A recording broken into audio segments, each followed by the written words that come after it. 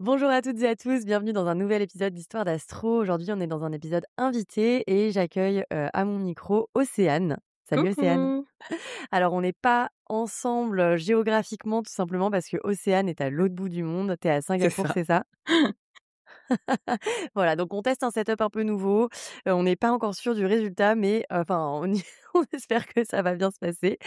Océane, merci beaucoup d'être venue, du coup, dans mon podcast. Est-ce que tu peux te présenter? Oui, donc je m'appelle Océane, j'ai 28 ans et je vis à Singapour. Je sais plus si tu l'as dit, que c'était à Singapour que j'étais. Ouais, OK.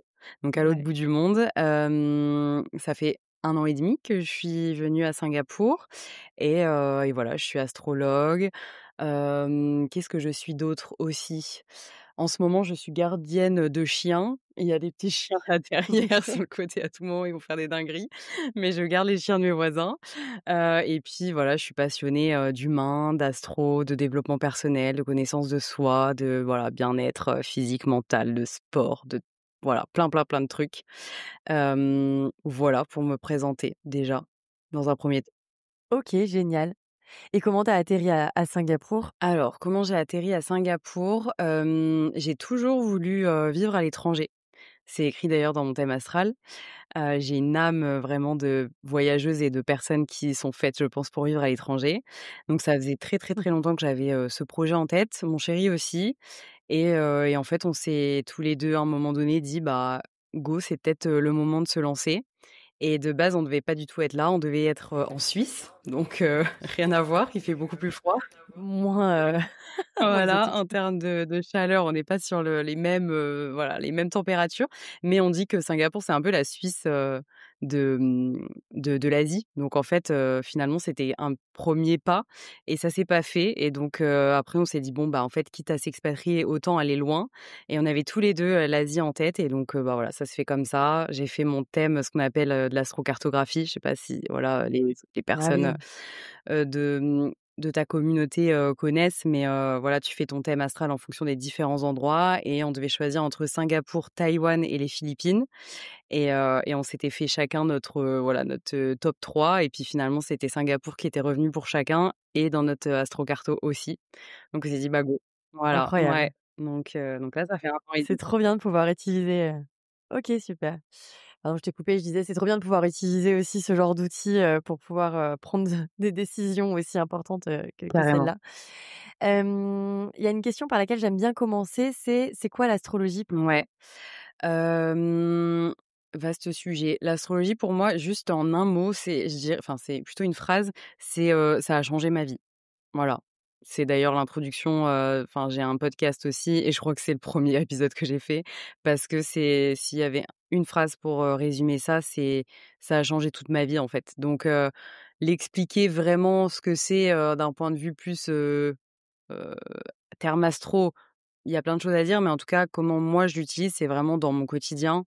Ça a vraiment changé, mes relations, la relation à mon conjoint, ma vie ici, comment je m'aligne en fait au final, au quotidien. Donc ouais, vraiment c'est la réponse que j'ai là tout de suite.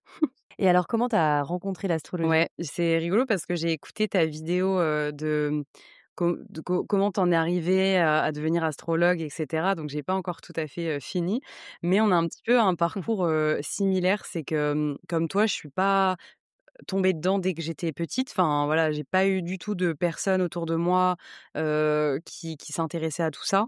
J'ai pas du tout grandi dans un monde ésotérique, astrologie ou tarot ou quoi aux caisses, en fait. Rien à voir avec tout ça. C'est, vraiment j'ai une famille, plutôt cartésienne, très concrète et cetera donc c'est vrai que c'est pas, quelque chose, avec lequel j'ai grandi et comme toi, je l'ai découvert, alors moi j'ai 28 ans, donc là, ça commence à faire, plusieurs années, mais je sais pas, peut-être autour de 24-25 ans, à peu près, que je me suis intéressée à tout ça Mmh. et donc l'astrologie, ça fait quand même un moment que c'est sur mon chemin parce que moi, juste pour parler astro, je suis, très, très marquée par le Verseau. Donc je suis, Mmh. Verseau, ascendant Verseau, tous mes placements sont en Verseau. Enfin voilà, je suis très, très marquée par cette énergie-là et donc finalement, quand, je lisais des choses sur le Verseau, que ce soit les horoscopes, même si aujourd'hui c'est plus du tout en quoi je crois, mais quand je lisais des choses sur le Verseau, en fait, c'était tellement moi, étant donné que tout est au même endroit dans mon thème, ça m'a toujours parlé, en fait. Le Verseau était très, très fort chez moi. et donc j'ai toujours été intéressée par ça, mais ça n'allait pas beaucoup plus loin.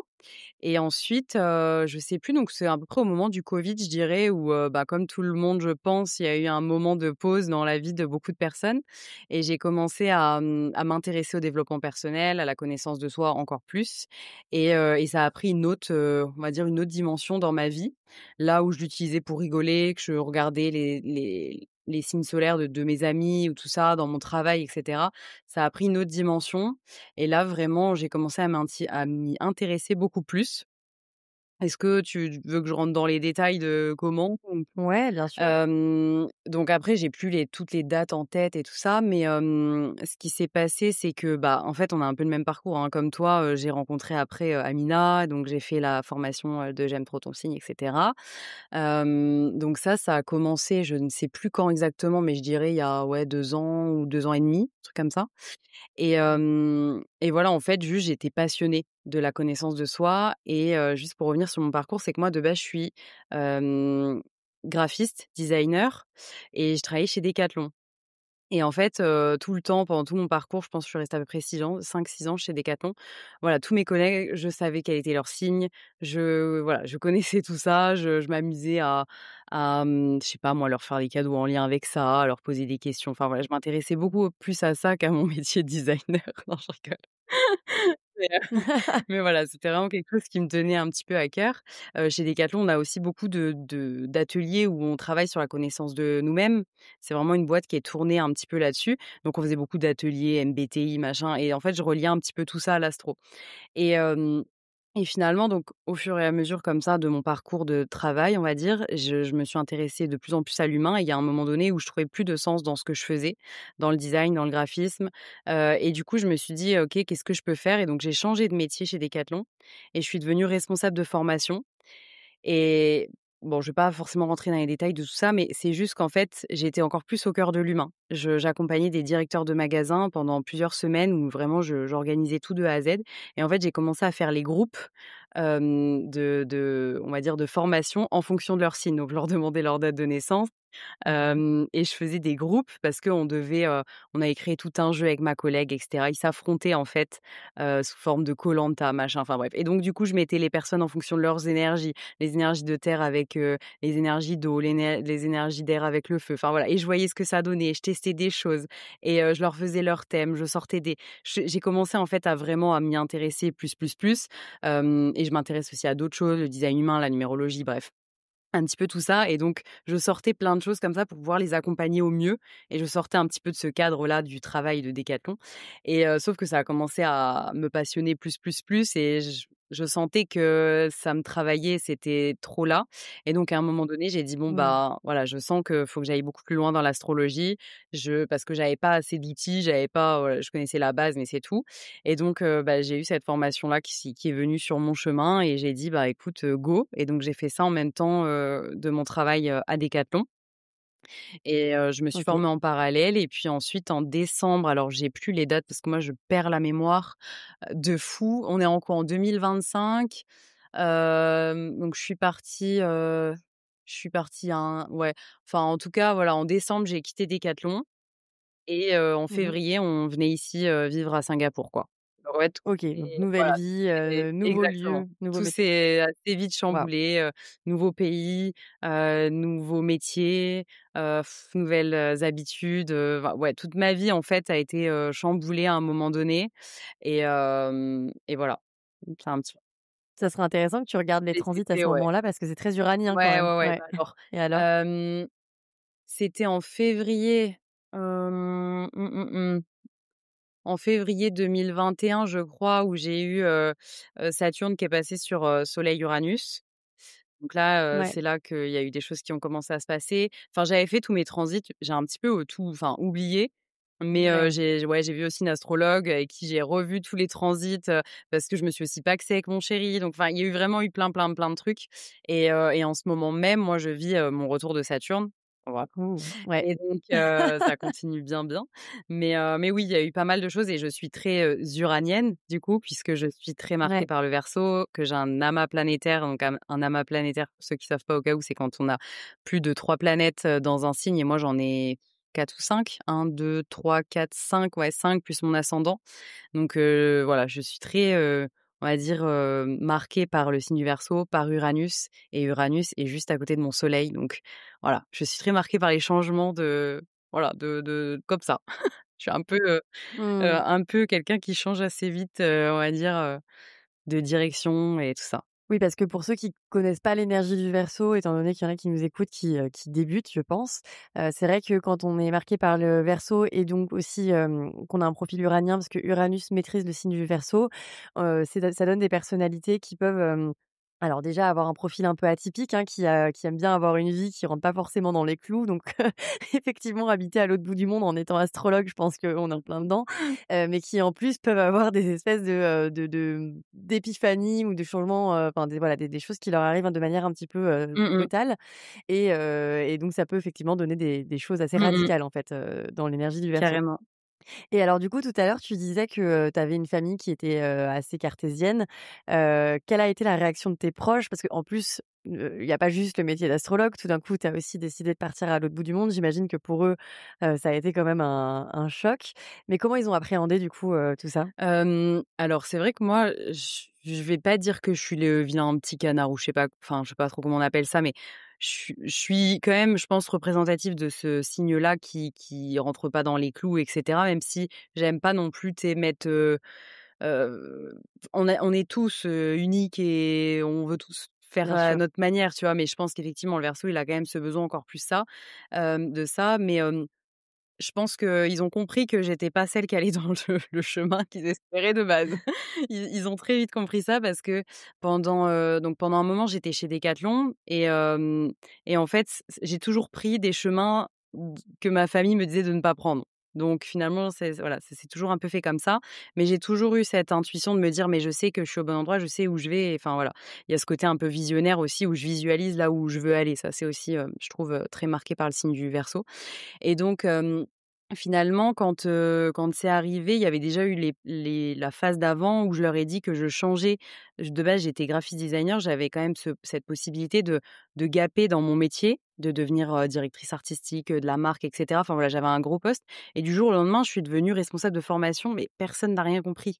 Je ne savais même pas Ouais. expliquer pourquoi j'ai changé, parce que même moi, je ne savais pas ce que j'allais faire. Donc en fait, c'est des fois comme des trucs, un éclair de génie, c'est ça aussi, hein, le Verseau. Un éclair de génie qui te vient, tu sais Ouais. pas pourquoi, mais tu sais que c'est ça que tu dois faire. Et ben c'était ça et donc j'ai essayé de leur expliquer, mais même moi je savais pas, donc c'était pas clair. Donc déjà ils se sont dit: «Oh celle-là elle est perchée», tu vois? J'étais un peu la perchée de la famille. Ils disaient vraiment, «Elle est perchée celle-là», mais de façon rigolote, pas pour me faire du mal, mais c'est quelque chose qu'ils disaient assez souvent. Mon père me disait souvent ça, il me le dit encore aujourd'hui. Donc j'étais déjà la perchée de la famille, donc finalement j'étais déjà dans ce truc et voilà, je me suis dit: «Bon, bah, quitte à l'être, autant l'être à fond» et puis après je me suis dit: «Bah, voilà, je suis astrologue, bah, oui, OK, peut-être que je vais paraître pour la perchée, mais tant pis» et en fait, tout est allé assez vite, en fait, parce que le fait de partir ici, comme je te dis, on avait un peu ce projet-là, donc en septembre, on avait ce projet-là de partir. De base, c'était la Suisse. Finalement, ça s'est, fait rapidement en disant: «Bah, ça va être l'Asie».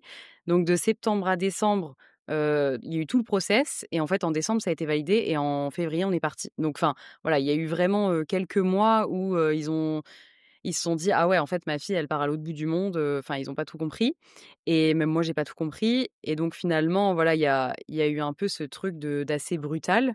Donc ça a été pas évident, mais en même temps, ils ont compris que c'était aussi, ben, comme ça que j'étais, que je pense que d'un côté, j'ai une part de moi qui est assez égoïste et qui a besoin de vivre sa vie comme elle a envie de la vivre et donc d'où le fait que j'ai eu besoin de faire ces choix-là, de partir et de devenir astrologue et de tout quitter et forcément, bah, des parents, ils veulent ton bien et donc ils ont très peur, ils sont pas Mmh. rassurés, mais en même temps, j'ai un chéri qui me sécurise aussi et j'ai de la chance de l'avoir parce que, bah, oui, je pars, je quitte tout, mais heureusement, lui, il a son job ici et il est chez Decathlon aussi, Mmh. donc ça sécurise aussi. Donc forcément, enfin, mes parents sont plus rassurés.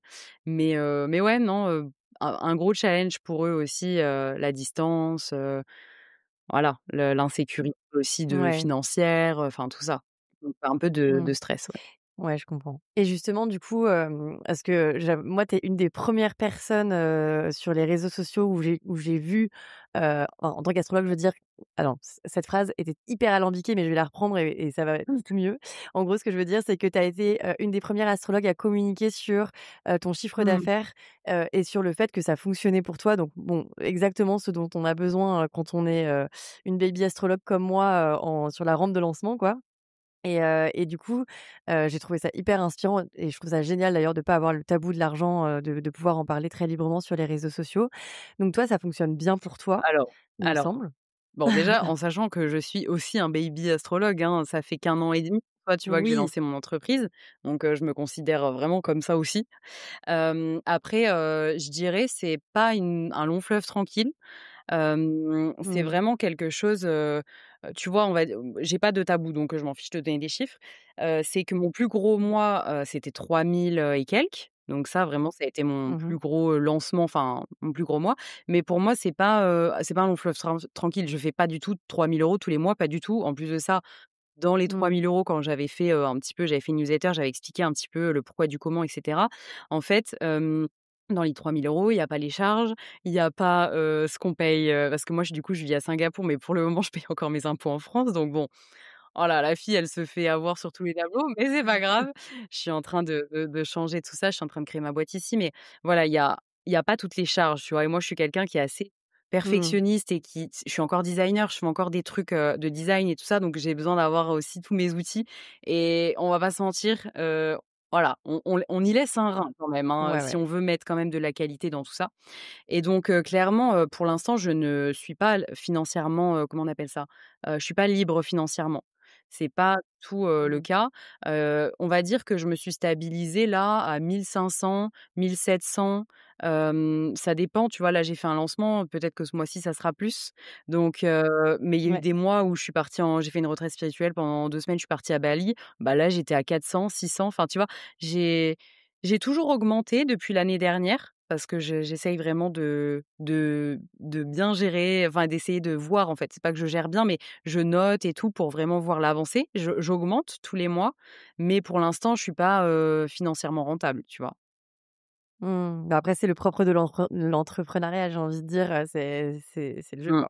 Mais en tout cas, c'est assez, cool de devoir, créer tout ce que tu crées parce que donc si vous ne ça le savez pas, mais vous retrouverez en description, donc Océane a notamment, un compte, Instagram. Tu es sur, d'autres réseaux J'ai sociaux? ma chaîne YouTube, j'ai mon Oui, ouais, podcast, je réfléchis, qu'est-ce que j'ai d'autre? Je suis principalement sur Insta et ouais. YouTube, ouais.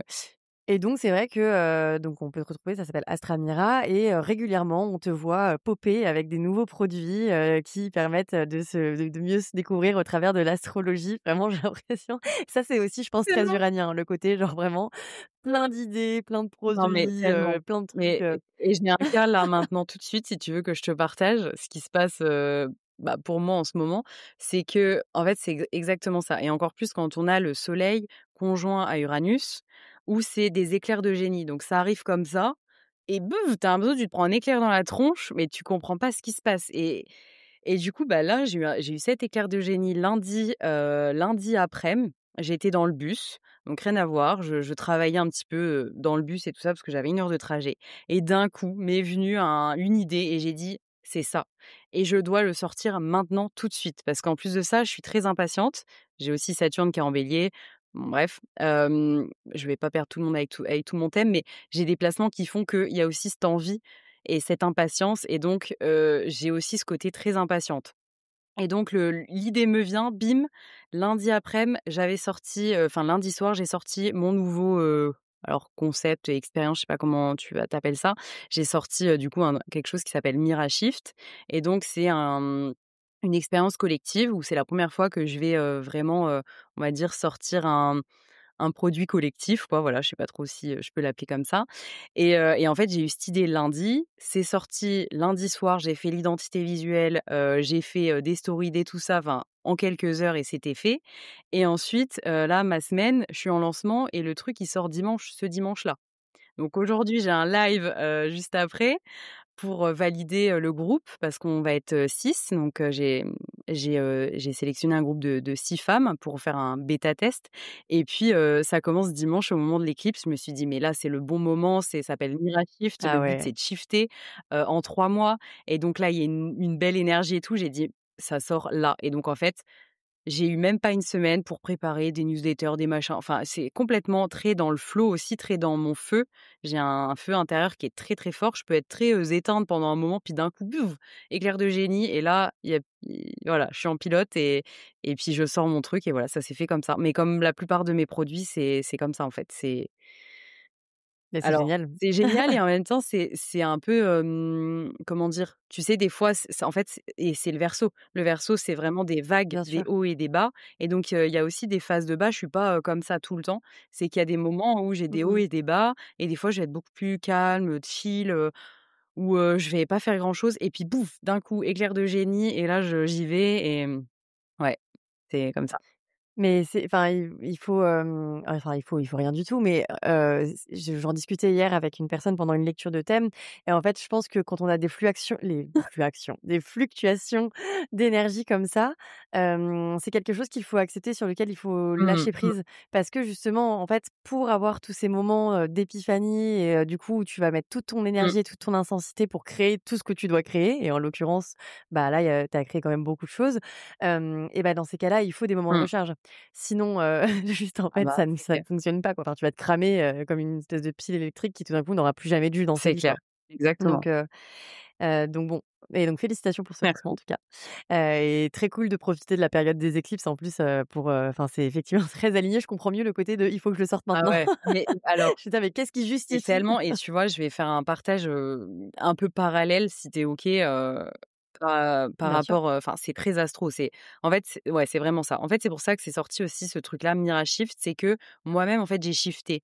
Parce que je me suis vraiment, réapproprié mon thème, tu sais? Il y a vraiment des fois, des moments où tu as beau être astrologue, tu as beau, tu sais, l'avoir déjà vu, avoir, travaillé avec d'autres personnes, enfin voilà, je travaille dessus en permanence.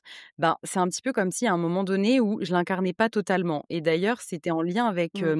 mes finances parce que finalement, ces derniers temps, je sentais comme si j'étais un peu désalignée, comme si je perdais mon énergie et cetera.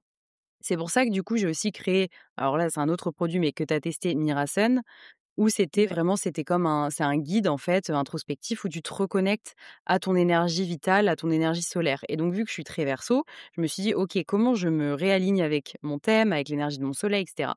et en fait, quand, je lis mon thème, que je lise mon thème astral ou mon thème business, un autre truc, tout va dans le même sens. Le collectif, le collectif, le collectif, la collaboration, la collaboration, la collaboration et Ouais. en fait, j'avais tellement peur parce que, ça demande de sortir de sa zone de confort, ça demande une certaine régularité quand tu as un collectif aussi, quand même toi, par exemple, le podcast, bah, on a quand même ce truc de il faut quand même sortir de temps en temps, enfin et moi, je suis carrément pas disciplinée, je suis beaucoup dans cet éclair de génie, mais du coup, parfois, c'est dur pour moi d'être disciplinée, routinière et cetera et ça, c'est un stress aussi quand on est entrepreneur et donc j'avais tellement peur de ça, de me dire: «Mais en fait, si je m'engage, alors là, c'est là, on vient mettre des menottes au verso, c'est pas possible, comment je vais faire?» et Mmh. donc j'avais vraiment peur et tout et finalement, tout dans mon thème me disait: «Mais Océane, va vers le collectif, va vers ce groupe-là où tu prends tellement d'énergie, en fait» et c'est ce que je Ouais. faisais chez Decathlon aussi dans mon ancien métier où j'avais énormément d'énergie. J'étais vraiment une, comme si je pouvais remuer tout un troupeau, quoi, tu vois? Vraiment, j'ai une énergie de fou quand je suis en groupe. Et donc finalement, je me suis dit: «Mais reconnecte-toi à ça» et je le sais depuis un moment, ça revient et là j'ai dit: «OK».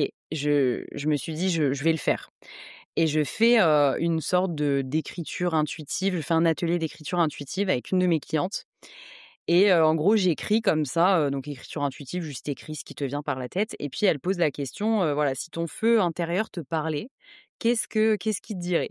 et là, je me sens comme, plus en possession de mes mains, c'est un peu bizarre à dire, mais je commence à écrire et je sens qu'il y a quelque chose qui se passe et j'écris et en fait, ça commence à me dire, bah, voilà, en fait, tu sais tu sais quelle est ta place, tu sais ce que tu dois faire, tu as pas besoin de prendre encore un énième programme, acheter encore un nouveau truc pour savoir ce que tu dois faire, comment tu dois faire de l'argent et cetera. Mmh. Tu le sais et tu le sais tellement que en fait, c'est comme si j'avais un feu à l'intérieur de moi et que tout mon corps était en train de brûler et j'avais des problèmes de peau à ce moment-là, des problèmes, de l'eczéma et cetera et en fait, ça m'écrivait, «Tu le sais tellement qu'en gros, tu es en train de te consumer de l'intérieur».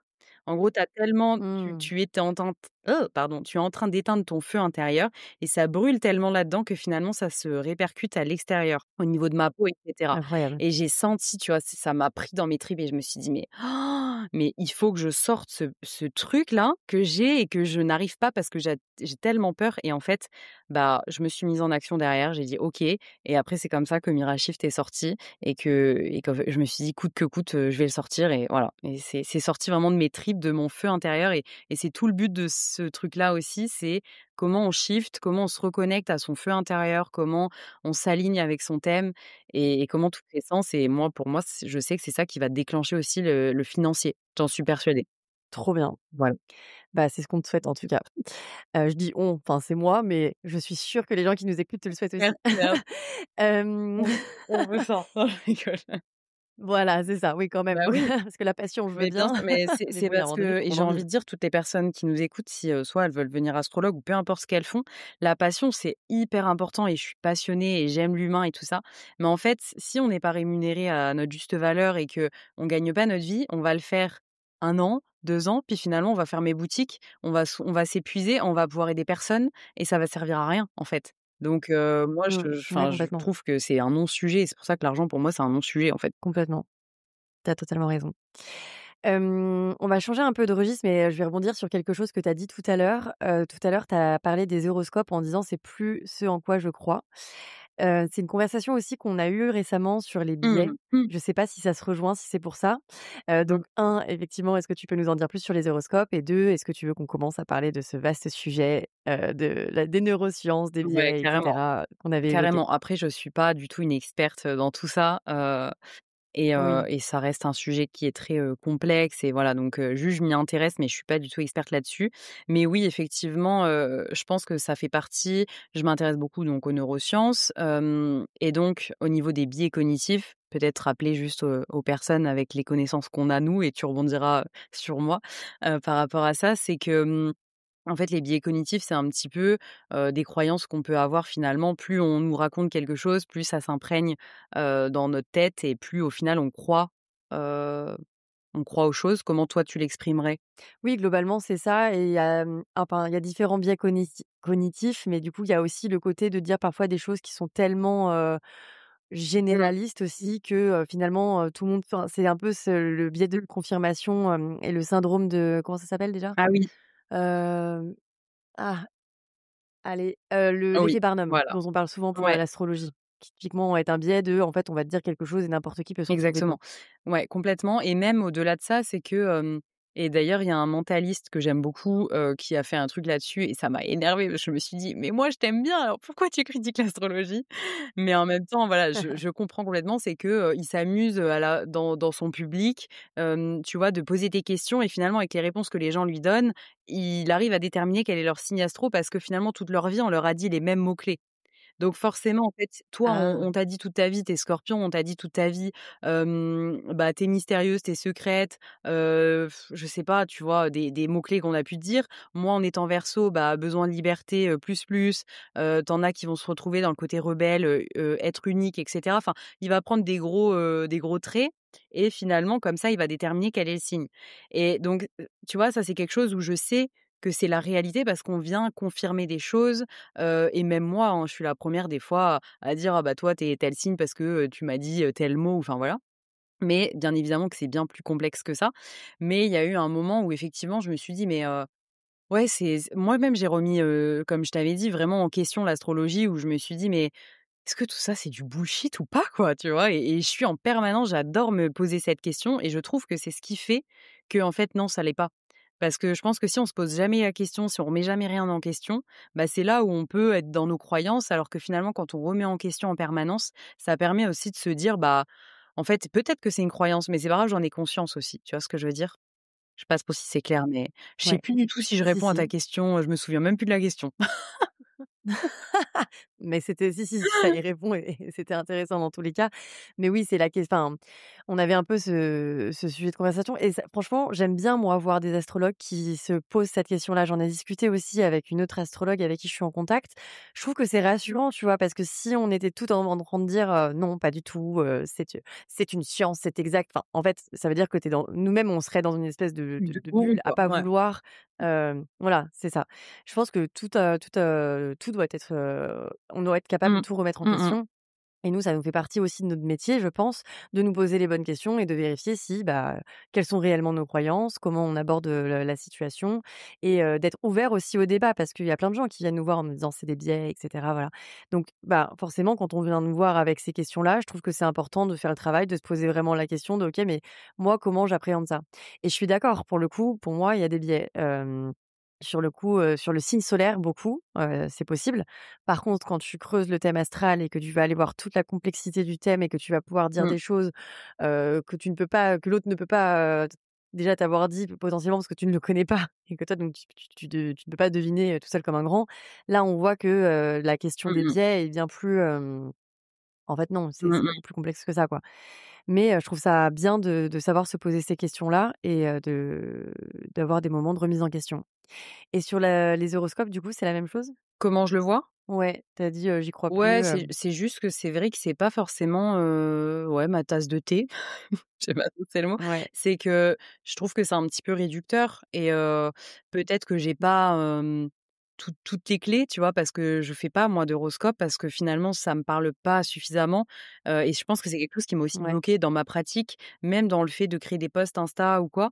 Parce que, juste créer un post sur ton signe solaire, je trouve que c'est vraiment réduire l'astrologie et ça m'a beaucoup bloquée où je me suis dit: «Mais attends, là du coup j'ai l'impression que je mens aux gens» ou j'ai l'impression tu vois? Ça a été vraiment quelque chose, aussi qui m'a moi challengée et où j'avais pas Mmh. envie de faire quelque chose de trop, général parce que finalement, je trouve que c'est pas ça l'astrologie. Et donc je Mmh. dis pas que c'est pas bien, que voilà, je critique pas ça. Par contre, juste moi, je raisonne pas forcément avec, et il y a des moments Mmh. où en fait, tout dépend comment c'est fait. Il y en a peut-être qui vont vraiment aller creuser très, très loin, ils vont faire vraiment des horoscopes très personnalisés, en fonction des aspects qui se passent, des transits qui se passent en ce moment et cetera. Donc je pense qu'ils peuvent avoir vraiment une justesse qui est cool, mais mais en tout cas, les horoscopes vraiment de magazines, tout basiques, non, ça c'est Ah oui, non, ouais, ça bien sûr. Ouais, ouais, ouais. Non, non, là, j'avais plus en ouais, tête les les horoscopes plus horoscopes, préparés. sur Instagram, Ouais, pardon. bah, Mmh. après non, je pense qu'il Hem, y a des choses qui sont très justes, si c'est bien préparé, y forcément ça va te voilà, parler, c'est ça. mais c'est en tout cas pas forcément moi aujourd'hui ce qui m'intéresse le plus. Ouais, c'est clair. Moi, je le fais pas du tout non plus, d'une part parce que, bah, en fait, justement, si tu veux faire un bon horoscope, je pense que ça demande vraiment beaucoup de temps pour Ouais. regarder tous les aspects, enfin, les transits et cetera. En plus, je comprends pas trop pourquoi la majorité des horoscopes sont basés sur le signe solaire, alors que pour moi, si tu veux déjà rien que faire un horoscope, c'est basé sur Mmh. l'ascendant. Mmh. Mais bon, après, j'ai pas encore creusé suffisamment le sujet. C'est juste Mmh. que je me dis: «Bon, il y a des choses, pour moi qui sont pas» et puis même, enfin, je trouve ça intéressant, hein, comme outil, mais je suis d'accord que c'est assez, c'est pas que c'est enfin, en fait, vu que j'essaye de faire en sorte que les gens comprennent que l'astrologie, c'est pas, de la merde et que l'astrologie, c'est quand même beaucoup associé aux horoscopes dans les magazines et que c'est aussi ça qui en a fait bah, bon, bref, vous avez compris l'idée. En gros, genre, l'astrologie a souffert de ces horoscopes un petit peu, débiles dans les magazines. Bah, c'est vrai que j'ai pas forcément envie de participer à ça. Après, tu vois, Donc bon, mais il y en a qui le oui, font très voilà, bien. il y en a qui le font très bien. Puis je pense qu'il faut aussi, voir aussi les bons côtés. C'est que ça a permis aussi de rendre accessible et d'en parler beaucoup plus. Bien sûr. Et Ouais, donc finalement, bah, voilà, c'est après chacun, a son discernement et aussi doit ouais, enfin, tu vois, moi, je suis vraiment dans quelque chose aussi de me dire: «C'est pas parce que je vois ça qu'il va se passer ça». Enfin, je suis bien même dans sûr. ma façon de pratiquer l'astrologie et avec mes clients et tout ça, j'aime aussi sortir du thème. C'est-à-dire que le but, c'est pas de les enfermer dans quelque chose et qu'après ils restent bloqués dans: «Ah bah, mon soleil c'est ça, ma lune c'est ça, mon ascendant c'est ça, bon Bien bah, je sûr. suis comme ça, non, moi je nous vois vraiment un peu comme des Pokémon en évolution et donc vraiment, je te jure, pour moi, c'est ma vision un peu du truc et finalement, c'est un peu comme si, bah, là, tu vois, tu as plusieurs versions. La première, c'est tu comprends un peu ton thème, tu comprends tes énergies, OK, tu incarnes un peu ton thème d'une certaine façon, puis après tu level up un petit peu, il y a d'autres choses qui se passent et le but ultime pour moi, c'est de devenir, je sais pas si je suis nulle en Pokémon, mais Tortank, c'est quoi le de base? Bref, c'est devenir vraiment, tu sais, le Heu, ah la vache, putain, ça me ramène dans des souvenirs effectivement d'enfance. Ca c'est Carapuce, Carapuce, non? ouais, je sais pas, je voulais en trouver un plus cool que ça. Moi, j'ai raté mon truc. J'avais Dracofeu Dracofeu, dans la voilà, on tête, imagine qu'on est Salamèche badass. de base, on connaît un peu nos thèmes et tout, enfin notre thème, on l'incarne, on avance avec et puis en fait après, je vois vraiment comme une incarnation de plus en plus grande de ton thème et en fait après pour moi, c'est vraiment comme si tu avais la possibilité de vivre toutes les énergies et que tu plus seulement ton soleil en Verseau, mais tu vas aussi en face du Verseau, c'est le Lion, tu vas aussi, comprendre l'énergie du Lion et pouvoir l'utiliser quand tu veux. Et en fait, c'est vraiment te dire: «Mais en fait, j'ai tout ça à l'intérieur de moi. En fait, je peux tout utiliser» et moi, c'est un peu comme ça que Ouais. je vois, l'astro et me dire que, bah, aujourd'hui, je suis arrivée avec ça, j'ai ça, OK, je le comprends, machin, mais petit à petit, c'est d'en sortir et de devenir, vraiment, multiple et vraiment utiliser toutes les énergies, en fait. Complètement. Complètement. C'est un peu enfin, c'est ma vision aussi, justement, l'astrologie ne doit pas être un outil qui enferme, mais un outil justement qui libère et en fait, souvent, par exemple, en ce moment, j'ai une série sur, enfin, de vidéos sur les archétypes des Mmh. signes, où je parle un petit peu de leurs traits, enfin voilà quoi. Et notamment alors beaucoup sur les vidéos des cancers, il y en avait plein qui disaient: «Ah mais c'est trop dur d'être cancer, c'est trop dur d'être cancer» et en fait, moi je leur dis: «Mais en fait, tu n'es pas que Mmh. cancer», tu Mmh vois? mh. Donc enfin, il faut justement, en fait, se dire: «Ah là là, mais en fait, je suis cancer et la vie est trop difficile». Bah regarde, tu as 12 signes en toi, en fait, donc finalement la Va vie peut être chercher beaucoup les plus autres. belle. Il suffit juste de ouais, Et c'est rigolo exactement. parce que justement le cancer, il a tendance à se vivre comme le alors, je mets des guillemets parce que je veux pas blesser Mmh, les cancers qui sont là, j'en ai plein autour de moi, je les aime. Mais il y a ce côté victimisation et justement le cancer doit complètement. aller chercher ce qui est en face chez le capricorne qui lui va, s'individualiser, devenir un adulte et donc finalement c'est un petit peu, bah, comment toi en tant que cancer tu vas te responsabiliser et tu vas chercher le capricorne. Mais comme chaque Mmh. signe a son opposé et doit aller chercher, ce qu'il y a en face, quoi. Exactement, exactement. Et alors on parlait des horoscopes qui est une spécialité, mais toi, du coup, toi aussi tu as une spécialité, il me semble, c'est la mémoire Ouais, cellulaire. ouais. Est-ce que tu peux nous en parler un peu? Oui, tout en sachant que j'ai pas de tu vois, de définition bien claire, bien définie de tout ça. Je suis encore d'ailleurs Ouais. en formation par rapport à ça, donc en tout, j'ai combien de temps? Je crois que j'ai 24 journées, j'en suis à la 17e, donc j'ai encore un petit peu de temps, donc je Mmh. découvre aussi en même temps. C'est, finalement comme un peu un autre courant, mais ça se rejoint avec l'astrologie, «de base» entre guillemets. C'est juste que finalement, on vient vraiment chercher aussi ce qui se passe dans l'utérus de la mère au moment de la conception. Donc c'est très basé sur, la conception, sur les mémoires, le transgénérationnel. Donc je ne sais pas exactement quelle est la différence avec, de l'astro, transgénérationnel, par exemple. Je vais aussi, faire, les ateliers que tu m'avais conseillés par rapport à ça, sur le transgénérationnel Trop bien. pour, essayer de comprendre la différence parce que j'en fais déjà là-dedans, mais je sais pas vraiment s'il y a quelque chose de voilà, de différent, mais c'est vraiment reconnecter à son histoire, à ses mémoires, et donc forcément à ce qu'on a dans nos cellules, ce avec quoi on arrive, en fait. Donc Mmh. donc ça s'appelle comme ça, mais ça ressemble à d'astro, traditionnel, quoi. Et ouais, je pense que ça se rejoint avec le transgénérationnel. Moi, du peu que j'ai commencé à l'étudier, c'est vrai qu'il y a des maisons que tu peux regarder pour voir, par exemple, la lignée du côté Mmh. paternel, la lignée du côté Mmh. maternel. Mais il y a aussi des maisons que tu peux regarder pour suivre la Mmh. grossesse. Donc, par exemple, maison 9, il me semble que c'est la Oui. conception et le début de la grossesse.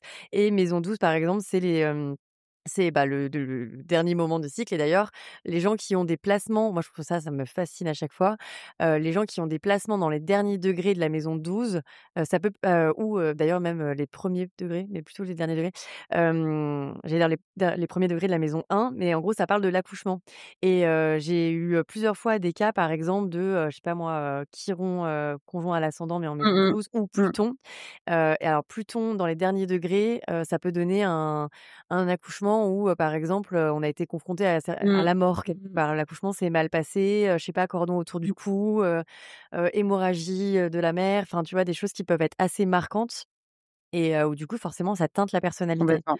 et ça, je trouve ça vraiment mais Mais passionnant, quoi. complètement et tu vois, moi, j'ai une autre, donc c'est pour ça qu'en fait, vu que je sais pas, tu sais, moi, j'étudie beaucoup celle-ci, la mémoire cellulaire, je connais pas forcément toutes les autres. Parce que celle avec Amina, Ouais. je pense que je l'ai un peu occultée, enfin voilà, ça me parlait moins et donc là, dans cette formation-là, nous, pour le coup, en mémoire cellulaire, la maison 4, c'est l'acte de conception. Du coup, la OK. maison 4, c'est en entier, c'est le premier mois de conception. Maison 5, OK. deuxième. Maison 6, troisième. Maison 7, quatrième. Maison 8, cinquième. Maison 9, sixième. Maison 10, 7. Maison 11, Ouais. 8. Maison 9, le dernier mois et l'ascendant, c'est la naissance. C'est ce qui fait Donc complètement sens et en sachant surtout que, bah, le cancer, c'est l'archétype, oui, de la exactement. mère et donc aussi, de l'enfance. Exactement Donc bref, et en fait, la finalement, maison 9, make ça sense. représente, la conception, mais générale.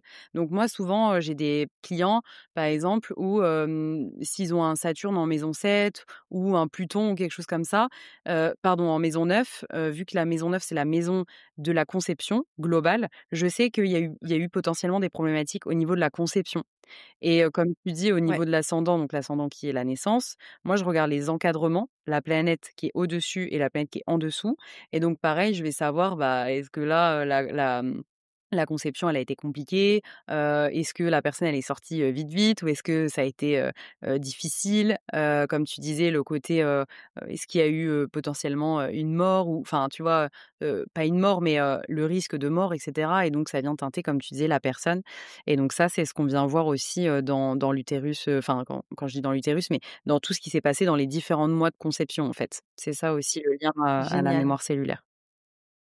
Quand tu parles d'encadrement, du coup, il y a pas une question d'orbe? Alors, les orbes, pour ceux qui connaissent pas, en gros, c'est un certain nombre de degrés. C'est-à-dire que parfois, pour prendre en considération certains aspects, on va regarder, OK, bon, si c'est à 8 degrés, c'est OK. Si c'est à plus, on va moins le prendre en considération.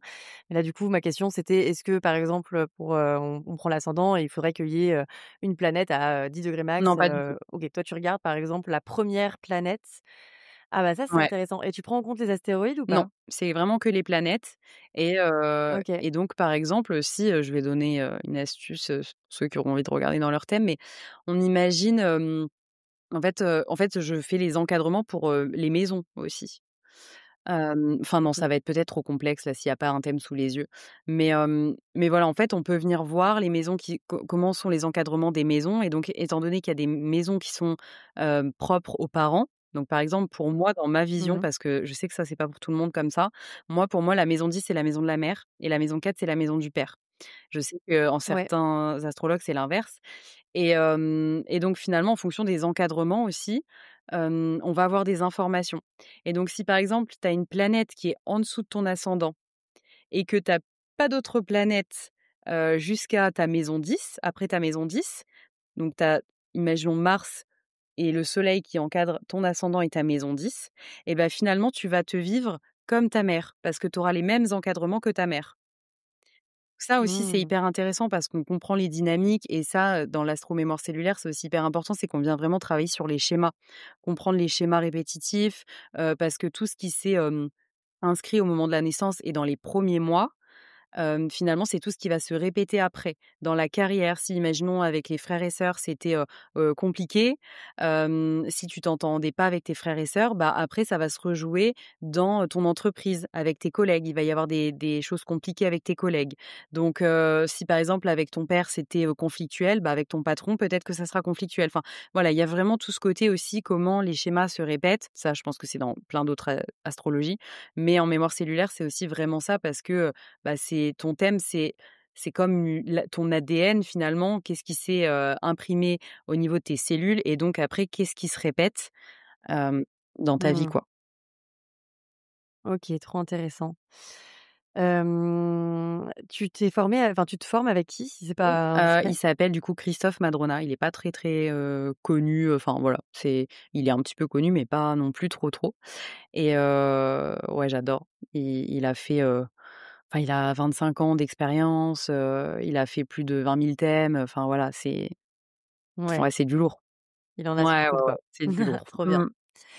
Il y a un autre sujet aussi qui t'intéresse pas mal et dont on a parlé, c'est le syndrome du jumeau perdu, il Ouais. me semble. Ouais, ouais, carrément. Est-ce que tu peux en parler un petit Ouais. peu? Et est-ce que tu as une question en particulier ou enfin? Bah, déjà, on peut expliquer aux gens ce que c'est le syndrome du jumeau perdu. Beh, je te laisserai faire parce que c'est un sujet que tu maîtrises mieux, mais moi, c'est un thème qui revient beaucoup, depuis, peu, dans ma vie. Non pas parce que je suis concernée, mais parce que j'ai plein de personnes, en fait, autour de moi qui le sont. Et d'ailleurs, il y a tout un truc avec les Oui. Gémeaux, enfin, je trouve qu'il y a assez, enfin, ça dépend, hein. Tous les Gémeaux n'ont pas un jumeau perdu, mais en l'occurrence, si tu as certains placements qui reviennent, je trouve que c'est un signe qui est particulièrement, touché par ça. Et du coup, bah, je me suis intéressée, vraiment, de loin, justement, parce que, bah, j'ai ces personnes dans mon entourage et bon, toi, tu as l'air de creuser un petit peu plus, donc ça m'intéresse que tu Ouais, m'en parles. carrément. Alors j'ai pas, non plus, creusé, méga, méga le sujet, c'est plutôt mon expérience aussi, tu vois? Enfin, je pars beaucoup moi de mon expérience de toute façon, hem et après voir comment ça résonne chez les gens. Faut savoir déjà que les jumeaux perdus, enfin, en soi, on est énormément à avoir, un jumeau perdu. C'est-à-dire que, étant donné que le jumeau perdu, c'est pas forcément, intra-utérin. Donc, intra-utérin, ça veut dire que, par exemple, je sais pas moi, il y a une grossesse où pendant 5 mois, tu avais un jumeau et l'embryon, voilà, il a pas tenu. Non, même pas parce que ça, c'est au niveau du premier mois. Donc, par exemple, au niveau du premier mois, l'embryon n'a pas tenu et donc finalement, bah, tu perds un jumeau. Tu as d'autres personnes où c'est vraiment, bah, par exemple, pendant 5 mois, la grossesse, elle se fait et puis le jumeau meurt et finalement, bah, la personne, elle accouche, des 2, mais il y en a un qui est décédé. Enfin, voilà, il y a différentes façons. Il y a soit vraiment intra-utérin où vraiment, tu as perdu ton jumeau, et tu le sais. Il y a soit intra-utérin, mais tu le sais pas parce que finalement ça s'est passé pendant le premier mois de grossesse et donc finalement ta maman elle peut pas le savoir, toi tu peux pas forcément le savoir, enfin donc ça reste un peu impalpable. Soit tu as la version aussi qui est transgénérationnelle et donc c'est, dans ta lignée, c'est, ta grand-mère, ton arrière-grand-mère ou enfin voilà, c'est dans le transgénérationnel. Donc finalement, mis bout à bout, ça fait beaucoup de possibilités d'avoir un jumeau perdu. Donc c'est pour ça aussi, tu vois, là, qu'aujourd'hui, on entend peut-être aussi beaucoup parler de ça. C'est normal aussi, c'est que finalement, on est beaucoup à l'avoir et le but, c'est pas Mmh. de se dire: «Oh bah, j'ai un jumeau perdu», comme pour l'astrologie: «Oh bah, je suis comme ci, bah, c'est comme ça».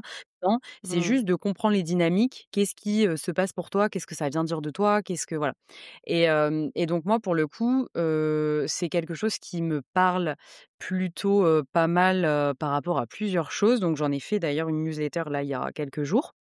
Et en gros, je vais un petit peu exprimer peut-être moi par rapport à mon expérience, mais j'ai pas vécu vraiment ce côté, intra-utérin où j'ai perdu un jumeau à 5 mois ou quoi que ce soit, mais juste j'avais cette sensation-là de jumeau perdu parce que, déjà quand, j'étais plus jeune, je me suis très longtemps fait accompagner par, ce qu'on appelle un micro-kiné, donc c'est une thérapie alternative et en fait à chaque fois il me disait, que ce soit moi ou ma sœur, il nous disait: «Mais il y a eu quelqu'un entre vous».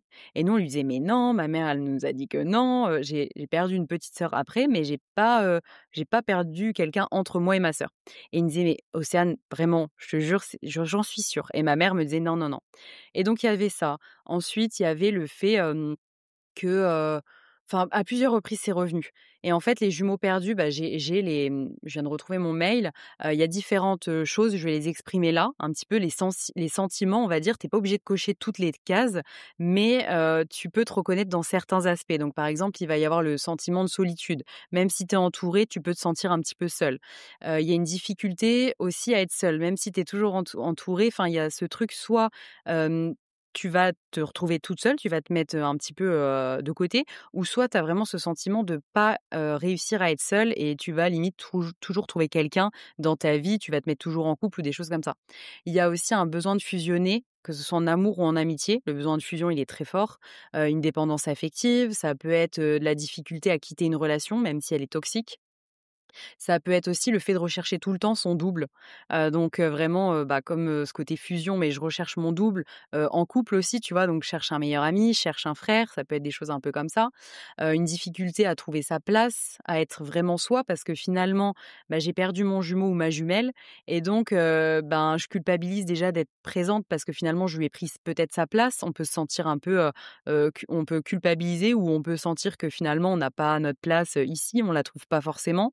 Ça peut être aussi le fait de se sentir un peu dédoublé aussi. Donc, tu vois, le fait d'avoir du mal à faire des choix ou d'avoir beaucoup de choix et pas savoir choisir, comme si tu étais 2 en permanence, donc très Gémeaux aussi. Avec, aussi le besoin de voyage parce qu'en fait, quand tu perds, ton jumeau ou ta jumelle, finalement, il remonte au ciel et donc tu peux avoir ce besoin de prendre l'avion, de remonter au ciel pour te reconnecter à ton jumeau ou ta jumelle. Donc c'est des gens aussi qui vont avoir besoin beaucoup de voyager, qui vont avoir tendance à fuir aussi. Il y a aussi ce sentiment de jamais se sentir assez parce que tu es incomplet, il te manque une part de toi. Il y a donc la dualité, l'indécision et puis, je pense que c'est déjà pas mal. Donc tu es pas obligé de cocher toutes les cases Ouais, c'est pour bien. avoir, le syndrome du jumeau perdu, mais c'est vraiment des choses dans lesquelles tu peux te retrouver. Enfin, si les personnes qui nous écoutent, ça leur parle, bah, potentiellement, je me dirais, ben, prenez rendez-vous et allez voir enfin avec une astrologue et allez voir en fait, quels sont les placements. Et je vais pas peut-être pas forcément rentrer dans les placements, mais parce qu'il en existe vraiment plein. C'est vraiment personnel aussi à ton thème, mais voilà, tous les placements en lien avec le Gémeaux déjà, quand on a son descendant qui est en Gémeaux, quand on a son fond du ciel en Gémeaux, quand on a sa lune en Gémeaux. Voilà, il y a plein de possibilités, ça va beaucoup plus loin que le Gémeaux.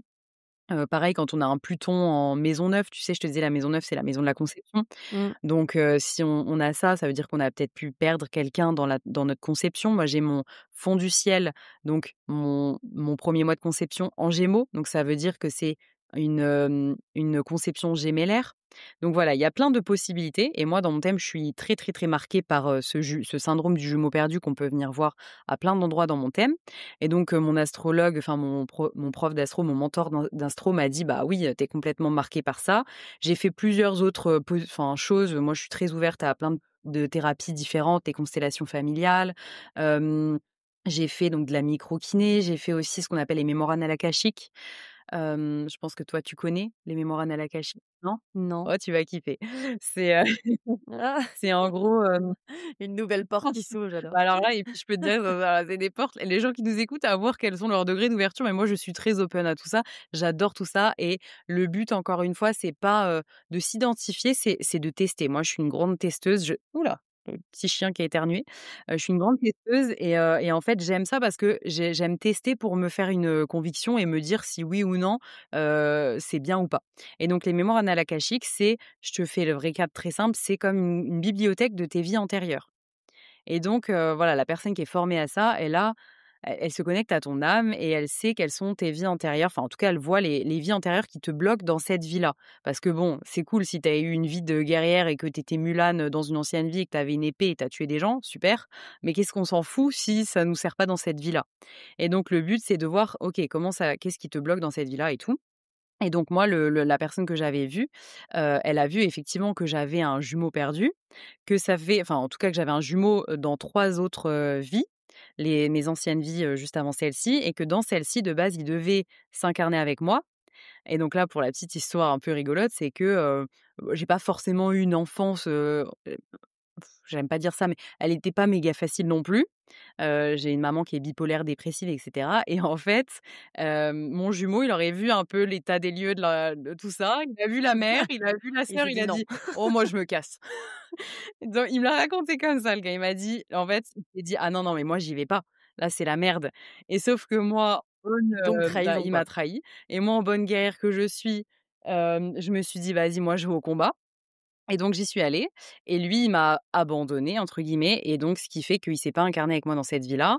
Très juste avec mon thème, hein, quand je dis mon thème, c'est voilà, tout est très connecté et donc après on y croit, on n'y croit pas, j'ai envie de dire on s'en fout, mais en fait j'ai testé plein de pratiques différentes sans forcément le dire aux personnes et tout tout a fait sens en fait et juste Mmh. une petite anecdote réelle aussi, c'est que par exemple, donc moi j'aime bien fusionner, je fusionne énormément avec des fois des amis mais aussi avec mes conjoints, enfin les personnes avec qui j'ai vécu. J'ai toujours eu ce truc de mon mec, c'est un peu mon meilleur ami. Aujourd'hui, tu vois, je suis à l'autre bout du monde avec mon mec, c'est mon pilier, quoi. Enfin, voilà.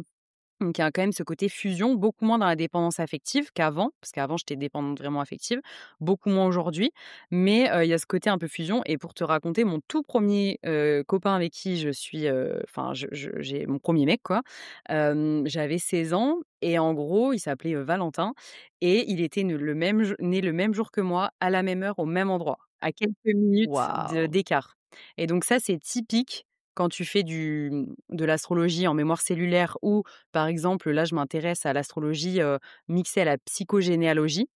Une copine, Ouais, qui fait de la psychogé et ça existe aussi de l'astropsychogé, enfin bref et nous, on va essayer de travailler un peu tout ça parce que c'est très lié et donc finalement, ça, c'est vraiment comme un on appelle ça des indices. C'est comme un indice de quelqu'un qui a eu un jumeau perdu parce que c'est pas tous les 4 matins que ton mec est né le même jour que toi, à la même heure, au même endroit, tu vois? Dans le même hôpital, enfin à Verdun, sur Meuse, l'endroit le plus paumé qui existe et donc voilà et donc finalement, en fait, j'ai fusionné avec lui aussi entre guillemets. J'ai essayé de retrouver mon jumeau et finalement, ça a été une relation très, bah, c comme ça, en fait. C'est que finalement, on était des frères et sœurs. Donc après, ça s'est arrêté parce que ça servait à rien. On s'entendait comme des frères et sœurs.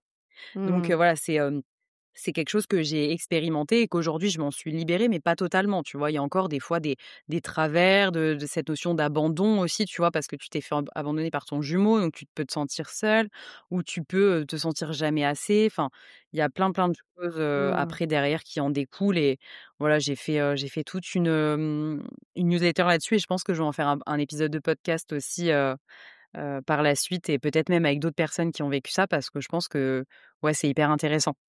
Voilà. trop bien, trop intéressant. Et d'ailleurs, juste, je rebondis parce qu'il y a un truc qui est important de comprendre pour ceux qui nous écoutent. Hem, s Ne courez pas voir votre thème en disant: «Ah là là, moi aussi j'ai Pluton en maison 9» ou, «Ah là là, mon fond du ciel est en Gémeaux».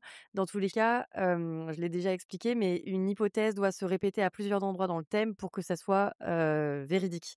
Donc un placement ne suffit pas, donc voilà, ne vous basez pas OK. juste sur une information pour vous dire: «Ah là, c'est sûr, moi aussi j'ai un Gémeaux perdu». Essayez de creuser et si vous n'avez pas les compétences, bah, venez nous voir et enfin, allez voir plutôt Océane parce que moi, c'est moins mon domaine d'expertise, mais en tout cas, faites vérifier avant de partir dans ces Mmh. hypothèses-là. Carrément.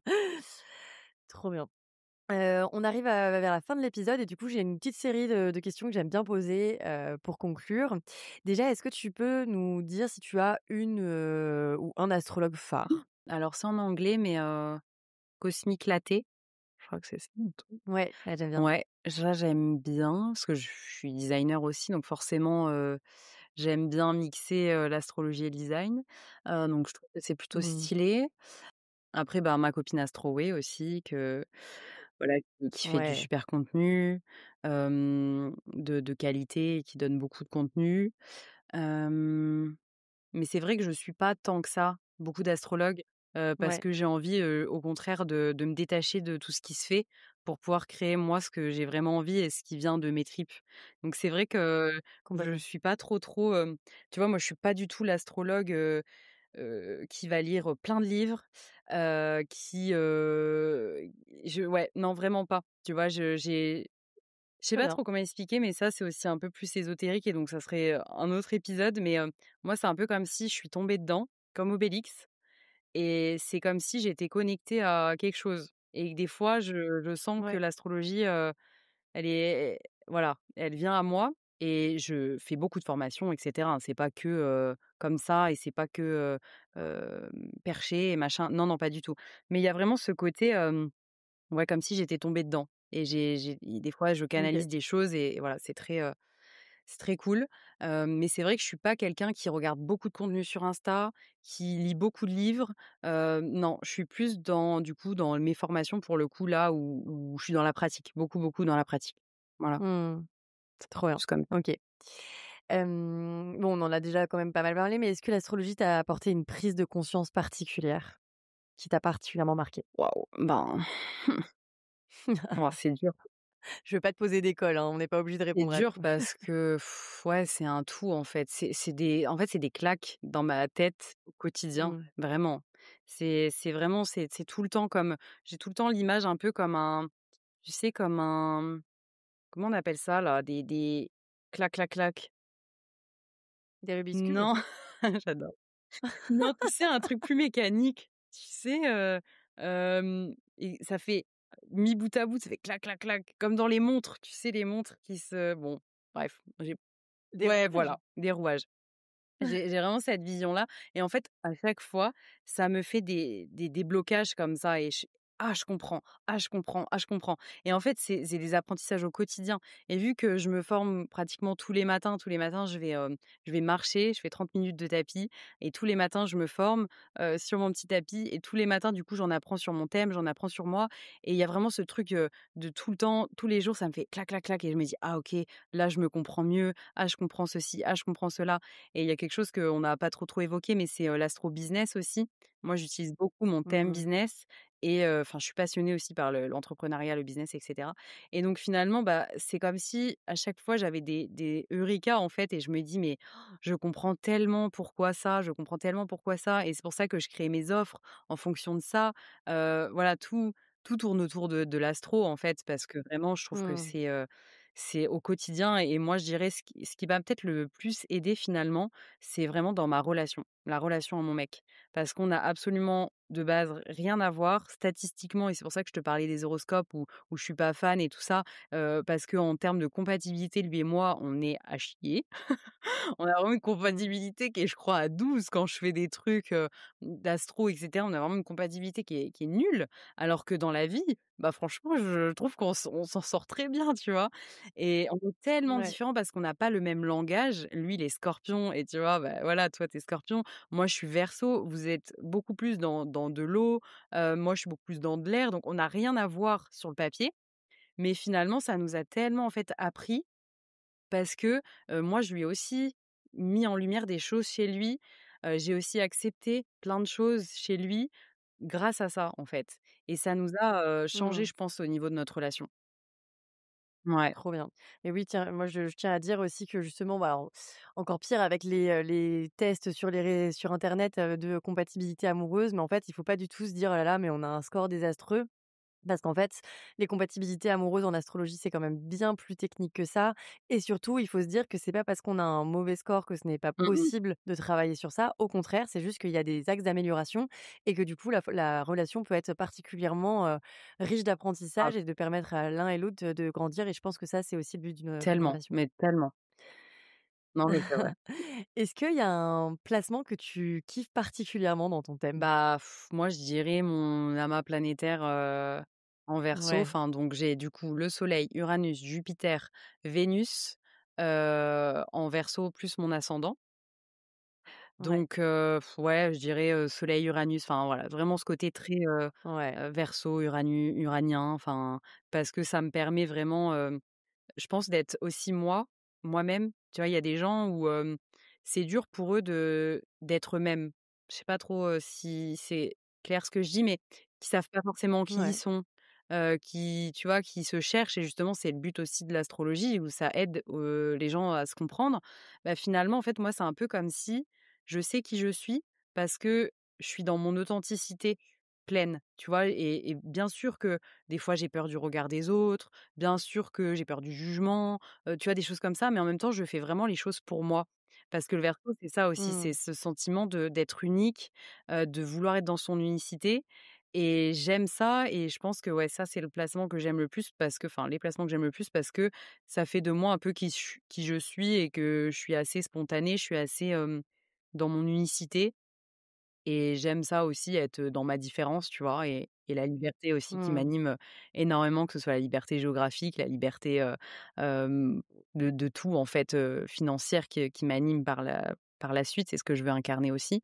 Mais ouais, cette grande liberté aussi, du Verseau de de de comprendre l'humain aussi, l'astrologie, parce que forcément c'est le placement des astrologues, donc aussi, ouais, c'est pour ça que je l'aime, que je comprends aussi, tu vois? C'est je pense que s'il y a quelqu'un qui nous crée là-haut, qui tu vois? S'il y a quelqu'un qui avait le pouvoir de nous créer et qui nous met à des endroits, bah, il s'est dit: «Elle, je vais la foutre là et on va lui foutre tout plein de Verseaux et de trucs comme ça et elle va être astrologue celle-là». Tu vois? Je vois, c'est ça.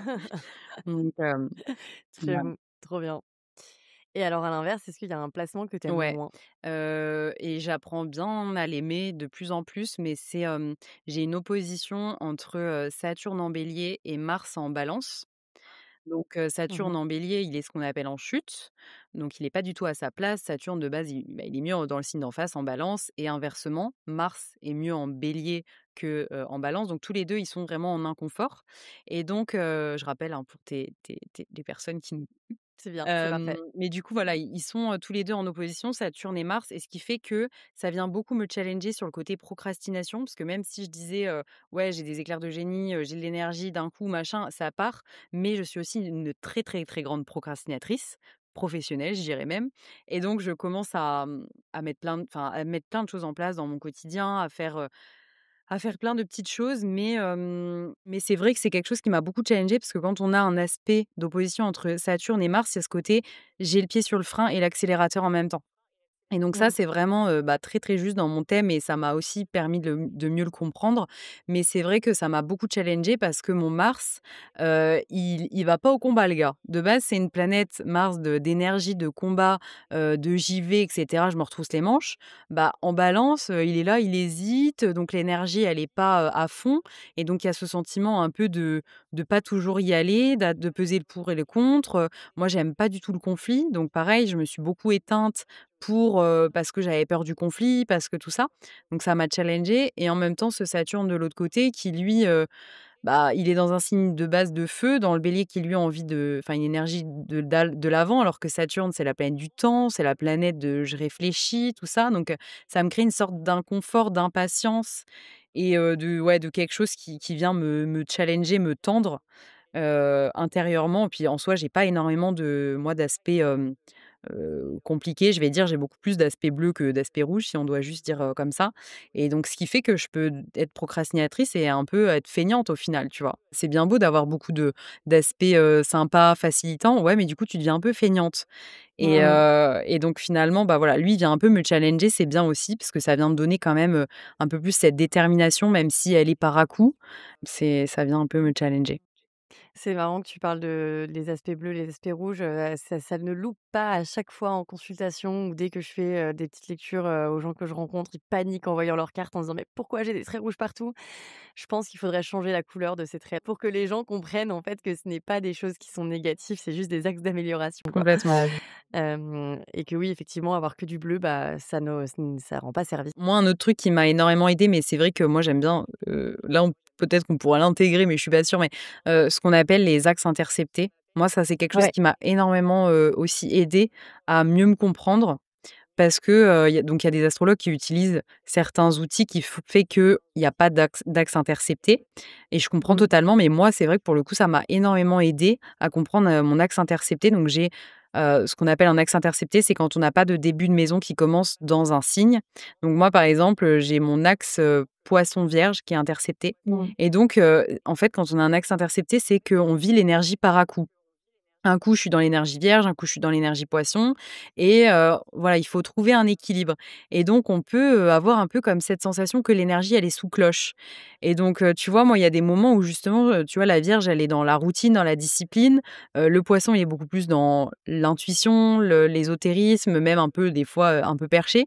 Bah, j'ai toujours eu un peu ce côté que j'ai le cul entre 2 chaises aussi, et finalement où j'étais quelqu'un de très concrète, très cartésienne, un petit peu comme toi aussi, tu disais, tu croyais vraiment à ce que tu voyais. Enfin voilà, j'avais ce côté-là, et en même temps le côté des fois poisson qui s'ouvrait, où, je crois à des choses plus grandes que nous, à un grand tout, un machin. Et quand tu comprends aussi les dynamiques d'un axe intercepté, je trouve que tu comprends tellement de choses sur toi. Ah, j'aime bien ta vision parce que moi, les axes interceptés, en gros, je les avais conscientisés en disant enfin, je les avais conscientisés, pas du tout. En gros, justement, on m'avait appris que c'était l'énergie qui, du coup, est enfermée dans la cloche. On la conscientise pas et ça demande un travail pour la conscientiser. Et d'autant plus si, du coup, par exemple, tu as des planètes dans cette énergie-là, tu peux avoir du mal à y accéder. Mais le côté à coup, j'aime bien, ça me parle. Moi, j'ai aussi un axe intercepté dans mon thème. J'ai l'axe Gémeaux-Sagittaire sur mon axe 6-12 avec mes nœuds lunaires à l'intérieur. Donc pendant très longtemps, je ne comprenais pas, ce placement. Mais j'aime bien parce que du coup, ce que tu dis, parce que vu que la maison 6 c'est la maison du quotidien, notamment, hein, de comment on gère ses routines, sa santé, son travail au quotidien. Moi, il est en Scorpion de base, donc un côté très, obsessionnel, passionné où, je vais travailler seule et cetera et en même temps, c'est vrai que j'ai aussi ce côté Sagittaire où, bah, quand je bouge, par exemple, je travaille jamais aussi bien que quand je me déplace ailleurs, tu vois? Et c'est vrai que du coup, ouais, ça me parle assez, ce côté à-coup. Et le but d'un axe intercepté, c'est vraiment de se mettre au milieu et de trouver l'équilibre, mais comme beaucoup d'autres, aspects dans notre thème. Mais il y a vraiment ce côté équilibre et moi, ça a énormément, ouais, mis de choses en lumière, parce que j'ai aussi comme toi, mes axes des nœuds lunaires dedans et donc les axes des nœuds du lunaires, juste pour répéter, pour les personnes, c'est une part de notre chemin de vie, les mémoires avec lesquelles on arrive, et un petit peu ce vers quoi on va et donc finalement, c'est vrai que quand on a ça dans un axe intercepté, c'est pas toujours évident parce que finalement, tu sais pas forcément, peut-être d'où tu viens ou où tu veux aller. Enfin, même si moi j'ai Mmh. plutôt cette vision, je suis plutôt visionnaire, donc je sais où je veux aller. Mais, c'est vrai que d'où je viens, c'est comme si ça pouvait être un peu flou aussi, tu vois? Parce que Mmh. c'est dans le signe du poisson. Et franchement, ouais, ça m'a vraiment permis de comprendre pourquoi aussi j'avais ces 2 parts-là de moi, de très, concrètes. J'avais besoin de concret, même l'astro, dans ma façon de la vivre, et de l'incarner et de comment je la pratique avec mes clientes, c'est que je suis dans quelque chose de très ancré, très concret et derrière, il y a du passage à l'action. J'aime pas, enfin moi, j'ai à chaque fois les gens, ils ressortent, ils ont, des actions à mettre en place, quoi. On n'est pas que là dans le perché. Non, non, comment on ancre les choses dans la matière, comment en fait derrière tu viens incarner ton thème. Tu vois? C'est pas que juste: «OK, je te dis tout ça». Ouais, mais qu'est-ce que derrière tu mets en place? Parce que c'est bien beau de se raconter plein de choses là, si derrière, tu fais rien, bah, ça sert à rien. Donc Mmh. j'ai quand même ce côté-là qui est très, j'ai besoin de l'ancrage, mais en même temps, des fois, je suis très perchée, je vais tirer mes cartes, je canalise des informations et donc il y a tout plein de trucs perchés, mais il y a aussi beaucoup de choses, concrètes, quoi. Ah, c'est hyper important de effectivement, ça me fait penser parce que je suis allée voir un ostéo, hier, j'avais le dos bloqué et bon, je suis tombée sur quelqu'un qui travaille avec les pierres et qui travaille avec l'énergie. Bon, par hasard, je pense qu'il y a pas de hasard, mais voilà et justement, en gros, il m'a dit un truc, il m'a dit: «Ah, tu t'es bloqué le dos quand?» Et en fait, ça coïncidait avec le moment où, bah, je suis passée à 100 avec l'astrologie, sur l'astrologie. Et en fait, il m'a dit un truc en mode, c'est important quand on travaille avec, enfin, ce qui se passe là-haut, le cosmos et cetera, de réussir à rester quand même, ancré parce qu'il y en a qui sont trop là-haut, il y en a qui sont trop en bas et en fait, il faut trouver un équilibre. Donc oui, clairement, de toute façon, tout est une question d'équilibre. Petite dernière et puis après on va conclure. Est-ce qu'il y a un placement que tu aurais voulu avoir ou quand tu regardes les thèmes de tes clients, tu te dis: «Waouh, il est trop stylé»? Franchement, non. J'étais sûre, c'est trop berceau. Je suis désolée. Depuis tout à l'heure, je vois la question et je suis là, je sais. J'adore, tu lis en moi. En fait, tu vois, il y a un truc alors, je sais pas trop comment expliquer parce que c'est pas que j'ai jamais compris, mais tu vois, par exemple, je vois un thème, tu vois, par exemple, j'ai déjà entendu ça, donc je l'incarne pas, hein, j'ai déjà entendu ça. Par exemple, des astrologues qui voient un thème et qui se dit, «Waouh, comment je vais faire avec ce thème-là?» Enfin, tu sais, tu sais, qui arrivent pas, en fait, à voir ce qu'ils peuvent faire avec un thème. Enfin, ou je sais pas trop comment expliquer, mais genre, ils ont un ressenti ou un truc par rapport au thème. Bah, moi, ça m'arrive pas parce que, genre, j'aime tout. J'aime tous les placements. Enfin, il y a des choses qui sont plus difficiles que d'autres. Là, par exemple, j'ai une cliente que j'accompagne sur 8 séances. Bah, ouais, c'est compliqué pour elle parce qu'elle a toutes ses planètes qui rétrogradent. Donc en fait, quand on a beaucoup de planètes qui rétrogrades, on a beaucoup de karma. Donc c'est compliqué d'expliquer ça aussi, de comprendre parce que c'est des fois des choses qui nous dépassent. Hem Et donc voilà, je sais que potentiellement, oui, OK, son thème, il est challengeant. Mais tu vois, je me dis pas, «Oh bah, ça, je l'idéalise» ou «Ça, je l'aime pas» ou juste un thème, pour moi, c'est un thème et tu sais, j'ai pas cette sensation de j'aime ou j'aime pas. Donc ouais, non, j'avoue. Après mon mec, il Mmh. a, Vénus en Balance, tu vois? Ouais, OK, Vénus en Balance, c'est sympatoche, mais ça lui porte défaut sur d'autres choses, donc non, je peux pas. Désolée. Ah bah, c'est très bien, j'adore et alors, est-ce que tu pourrais, faire une recommandation ou des recommandations pour les personnes qui débutent, pour terminer? Une recommandation pour des personnes qui débutent, bah, venir nous voir. Non, je rigole. Ah, qui veulent, devenir astrologues? Ouais, ou alors non, sans forcément, vouloir devenir astrologue de profession, mais en tout cas, que les personnes qui découvrent l'astrologie, qui se plongent un peu dedans, comment, si tu devais recommencer à apprendre et cetera, est-ce qu'il y a quelque chose qui t'a particulièrement aidé, toi? Ouais, ben, j'ai peut-être quelque chose. Déjà d'aller vers des astrologues qui, simples. Je sais pas trop si ça va aider, mais tu vois, moi, on en avait un petit peu discuté justement par rapport, à, notre ancienne formation. Pour moi, c'était trop complexe. Non pas que je comprenais pas parce que, voilà, comme je lisais, j'ai l'impression que j'étais tombée dedans. Donc en fait, c'était plutôt facile pour moi de comprendre l'astrologie. C'est assez, comme si c'était intrinsèque à l'intérieur de moi. Mais en même temps, je trouvais que c'était vachement complexe dans la méthode. Tout était compliqué. Il fallait, développer plein de mots, plein de textes. Bref, je trouvais que c'était très complexe et moi, j'aime bien utiliser une astrologie très, très simple où tu prends un mot, une énergie, un mot-clé, une maison, un mot-clé, un aspect, un mot-clé ou enfin voilà et donc j'aime bien parler en mots-clés et en fait, juste revenir à l'essentiel, à des choses très simples. Donc pour moi, si soit je me lançais ou soit, je voulais redécouvrir mon thème, c'est vraiment aller à l'essentiel et aller, vers des astrologues aussi qui font des choses simples. Parce que je trouve qu'on peut trop vite aller dans des choses beaucoup trop complexes et finalement on s'y perd complètement. Alors que Mmh. l'astrologie, ça peut vraiment être très, très simple.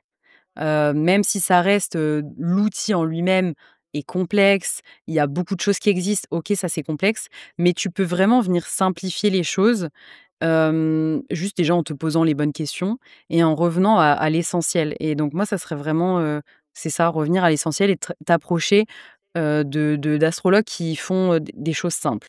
Et bah, c'est un très bon conseil. On a tendance à penser que c'est hyper complexe et c'est complexe. Mais en fait, c'est vrai qu'aujourd'hui, il y a des gens qui le font avec une pédagogie et qui le décomplexifient et c'est vrai que pour commencer, il y a pas besoin d'aller se plonger dans des livres, qui sont difficiles à lire et à se dire: «Oh là, mais en fait, je comprends rien». Donc très bon conseil. Je rebondis juste sur un dernier truc. OK. C'est que tu vois, là, je suis en train en fait, bah, tu vois, je suis en train justement de rallumer mon feu intérieur et mon verso.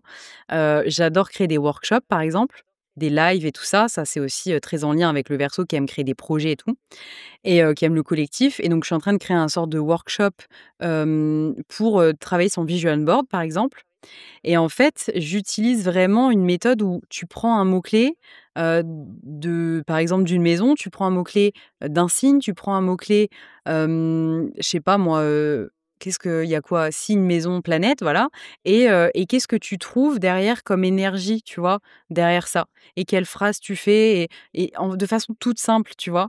Et Mmh. pas, commencer à faire des pavés parce que des fois, ça peut faire peur que ce soit aux astrologues ou, les personnes qui découvrent l'astrologie. Tu as l'impression que waouh, que c'est un langage, en fait, tellement à part qu'on peut pas le comprendre.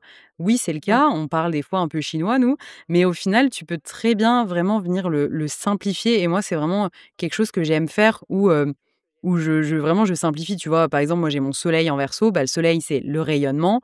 Le Verseau, ça va être, le côté, liberté, originalité. OK, bah, dans mon rayonnement, j'ai besoin de m'aligner à ça, à cette authenticité, à ce côté original et d'accepter cette part-là de moi, tu vois? Et après Mmh. en maison 12, bah, ça va être l'inconscient, par exemple, la maison 12 et ben, je vais venir, m'intéresser à tout ce qui est inconscient, l'inconscient collectif, l'inconscient et voilà, juste avec 3 mots, bah, je peux te faire des phrases, tu vois? Et donc c'est vraiment Ouais. revenir à quelque chose de plus simple. Trop bien, trop intéressant. Bah, merci beaucoup déjà pour ce conseil et puis, merci surtout d'avoir participé à cet épisode, c'était trop intéressant. On a parlé pendant longtemps, mais je trouve que tout était vraiment, passionnant et j'espère que du coup ça aura intéressé aussi ceux qui nous écoutent et du coup, bah, donc, Océane, on peut te retrouver sur Instagram notamment, sur la page Astramira. Je mettrai tous les liens dans tous les cas, en description et puis, bah, écoute, nous on continuera à se parler, je le sais, mais donc je te souhaite quand même bonne continuation, pour pour la fin.